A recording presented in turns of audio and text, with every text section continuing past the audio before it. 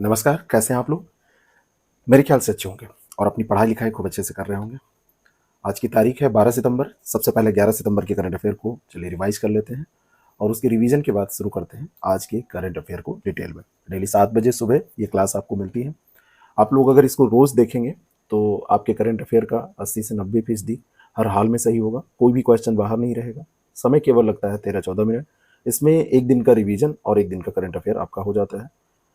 आज मैंने ये लक्ष्य रखा है कि कम से कम 150 लोग इसको लाइक करेंगे और इसको शेयर करेंगे उन लोगों तक जिनको इनकी ज़रूरत है।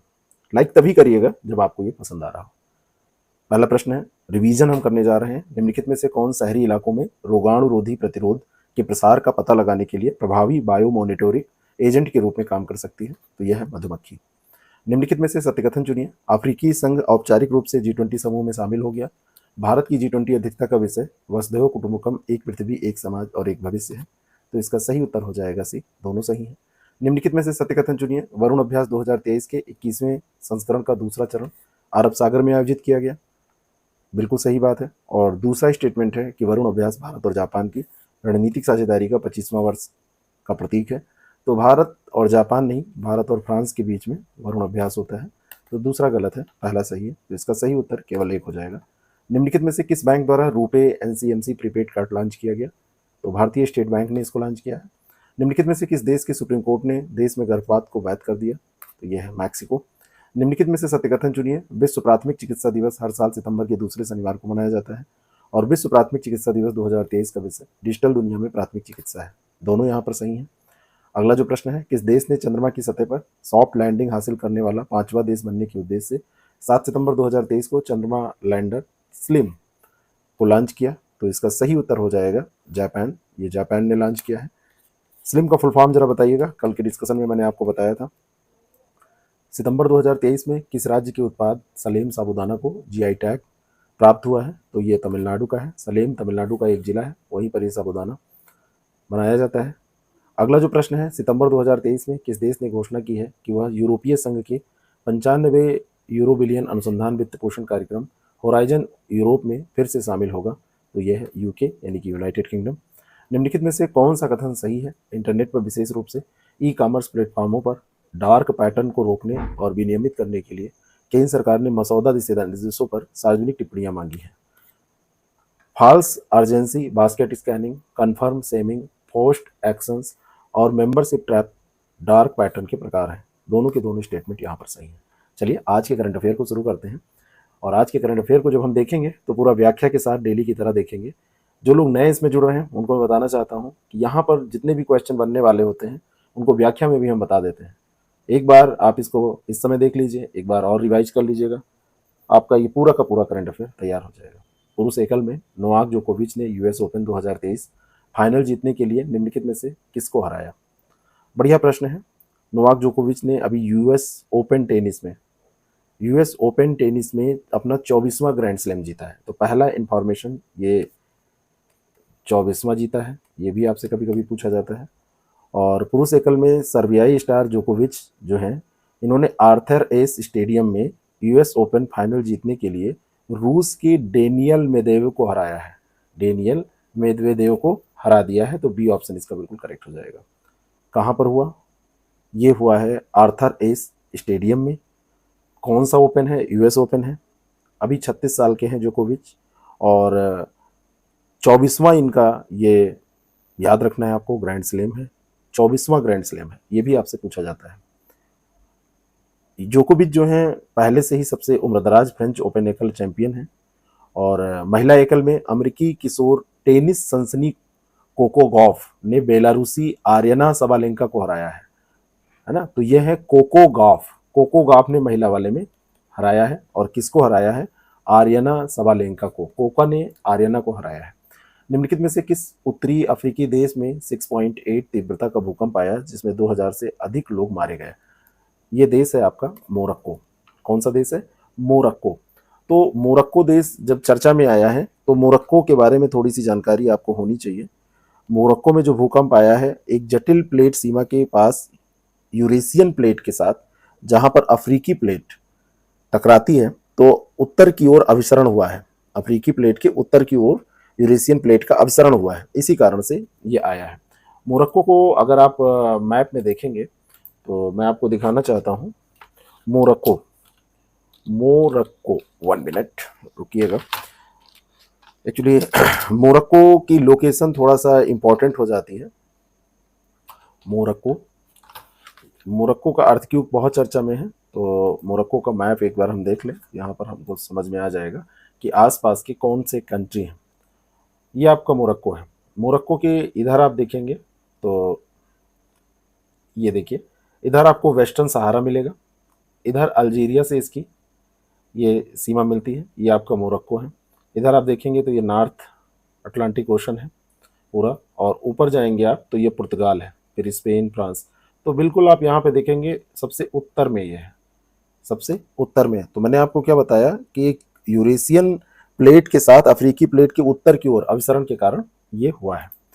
अगला जो प्रश्न है, यूरोपीय आयोग ने G20 देशों से वैश्विक औसत तापमान वृद्धि को 1.5 डिग्री सेल्सियस तक सीमित करने के लिए किस वर्ष तक वैश्विक लक्ष्यों पर सहमत होने का आग्रह किया है। ये यूरोपीय आयोग ने किया है और ये कहा है 2030 तक हमको इतना करना है, 1.5 डिग्री सेंटीग्रेड तक सीमित रखना है।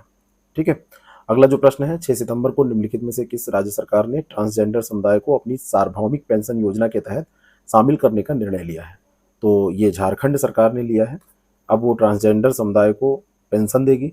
पहले भी ये क्वेश्चन एक बार हमने डिस्कस किया था जब ये फैसला लिया जाने वाला था। 1,000 रुपये इनको वित्तीय सहायता के तौर पर प्रतिमाह दिया जाएगा। महिला बाल विकास और सामाजिक सुरक्षा जो विभाग है वो इसको देगा, झारखंड का। निम्नलिखित में से सत्य कथन चुनिए। शोधकर्ताओं ने कावेरी वन्यजीव अभ्यारण्य में सफेद सांभर की खोज की है, व्हाइट कलर के सांभर की खोज इन्होंने की है। दूसरा है कि IUCN लाल सूची के अनुसार सांभर को एक संवेदनशील प्राणी के रूप में सूचीबद्ध किया गया है। किसमें? संवेदनशील प्राणी के रूप में सूचीबद्ध यहाँ पर किया गया है। तो ये दोनों के दोनों स्टेटमेंट यहाँ पर सही है, सी ऑप्शन इसका बिल्कुल करेक्ट हो जाएगा। और ये जो टीम रही है इसने कावेरी वन्यजीव अभ्यारण्य में इसको खोजा है। आपके लिए ये प्रश्न है, कावेरी वन्यजीव अभ्यारण्य कहाँ पड़ता है? आप लोग जब उत्तर नहीं देते हैं तो बहुत बेकार लगता है। ये कर्नाटक में है, मैं बताया दे रहा हूँ, लेकिन जब भी मैं पूछा करूँ तो आप बताया करिए। कई बार कई लोग सोचते होंगे कि इनको खुद नहीं याद आ रहा है या इनके पास नहीं है इसके बारे में जानकारी, इसलिए पूछ रहे हैं। आपको मैं बता दूं, मेरे पास नहीं होगी तो मैं सर्च कर लूँगा, लेकिन आपसे पूछने का केवल एक मकसद होता है कि आप इसमें पार्टिसिपेट करते हैं कहीं ना कहीं, तो आपकी तैयारी अच्छी होती है। निम्नलिखित में से किस देश के साथ अमेरिका ने सेमीकंडक्टर आपूर्ति श्रृंखला पर एक समझौते पर हस्ताक्षर किया है? कौन सा देश है जिसके साथ किया? भारत, ज़्यादातर लोग आंसर देंगे, लेकिन भारत इसमें नहीं है। मोरक्को भी नहीं है, मोरक्को में तो भूकंप आया है। लीबिया भी नहीं है, और यह है वियतनाम। वियतनाम और अमेरिका ने सेमीकंडक्टर आपूर्ति पर अभी एक समझौता किया है, और ये समझौता जो है वो आप समझ सकते हैं कि सेमीकंडक्टर आज के लिए कितना इंपॉर्टेंट है। जितना भी आप डिवाइसेस देखते हैं सब में सेमीकंडक्टर का यूज होता है। आपका कंप्यूटर, आपका मोबाइल फ़ोन, हर चीज़ में इसका उपयोग है। तो ये समझौता इंपॉर्टेंट है। वैश्विक जैव ईंधन गठबंधन के बारे में निम्नलिखित में से कौन सा कथन सही है? भारत, अमेरिका और ब्राजील एक वैश्विक जैव ईंधन गठबंधन विकसित करने के लिए इच्छुक देशों के साथ मिलकर काम करेंगे। जो भी इच्छुक देश हैं, तो भारत, अमेरिका और ब्राजील ने सोचा है कि हम जैव ईंधन गठबंधन के लिए काम करेंगे।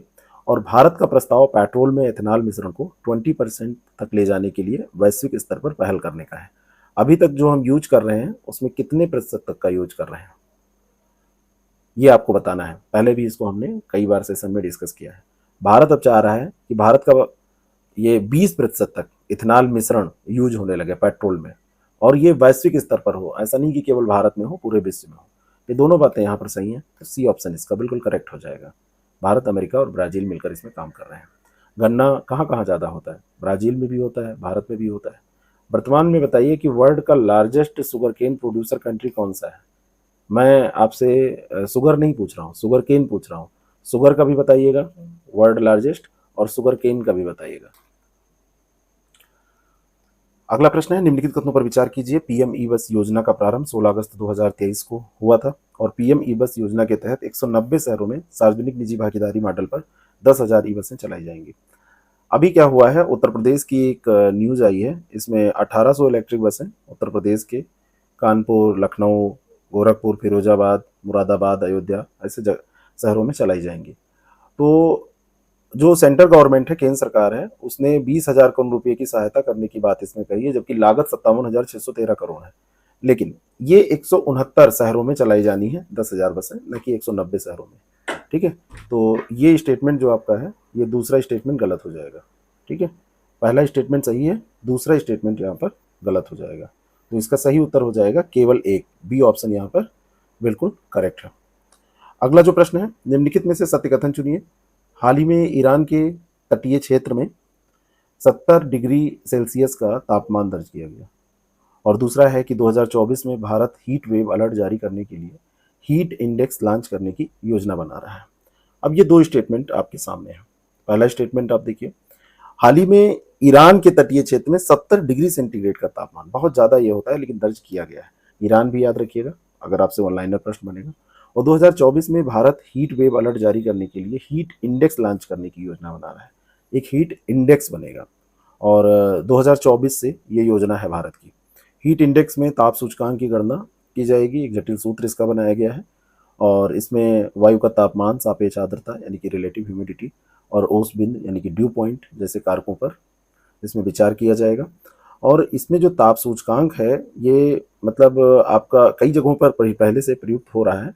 हीट इंडेक्स जो है ये पहले से कहीं बन रहा है, भारत अब इसको शुरू करने जा रहा है। इससे हीट वेव के दौरान जो वायुमंडलीय तापमान होगा, उसका कैसे जनसंख्या पर प्रभाव पड़ेगा, ये सारी चीज़ें उसमें होंगी। सापेक्ष आर्द्रता, तापमान, इन सब में क्योंकि सीधा संबंध होता है, तो इस आधार पर बहुत सारे आकलन हो पाएंगे। तो दोनों की दोनों बातें यहाँ पर सही हैं। अगला प्रश्न है, G20 सम्मेलन में वृक्षारोपण के लिए आयातित पौधों में निम्नलिखित में से कौन सा सही सुमेलित नहीं है? दक्षिण कोरिया से सिल्वर ट्री, क्या ये सही है? दूसरा है सऊदी अरब से खजूर पाम, खजूर पाम तो सऊदी अरब सही है। इटली और तुर्की से जैतून, देखिए वहाँ पर जैतून होता भी है, ये जितना जैतून का तेल आता है ये वहीं से आता है। और दक्षिण अफ्रीका से विंडर लिंडे, तो यहाँ पर मैं आपको बताना चाहता हूँ विंडर लिंडे जो आया है ये जर्मनी से आया है। बाकी दक्षिण कोरिया से सिल्वर ट्री भी सही है। तो केवल चौथा यहाँ पर गलत है। आपसे पूछा क्या जा रहा था कि यहाँ पर कौन सा सही सुमेलित नहीं है, वो बताइए। तो ये विंडर लिंडे आपका जर्मनी से आया है, विंडर लिंडे जर्मनी से आया है। बाकी और बहुत सारे देश हैं जो व्याख्या में मैंने यहाँ पर दे रखे हैं। जल्दी ही मैं ऐप पर आपको ये पूरा व्यवस्थित करा दूंगा। काम पूरा हो गया है, काफ़ी कुछ इसमें बैकग्राउंड में करना पड़ता है, तो वो हो गया है और जल्दी ही आपको ये मिलने लगेगा। आपको ये कैसा लगा ज़रूर बताएं। और डेली ऐसे रिवीजन के साथ करंट अफेयर को देखने के लिए हमारे चैनल से जुड़ें। अगर आप नए हैं तो चैनल को सब्सक्राइब जरूर करें, और अगर पसंद आता है तो लाइक करके जाएं, इसको शेयर करें लोगों तक, जिससे कि हम और अच्छे अच्छे कार्यक्रम आपके लिए ला सकें। डेली मिलते हैं हम 7 बजे, कल भी आपसे मिलेंगे इस वादे के साथ। Good bye.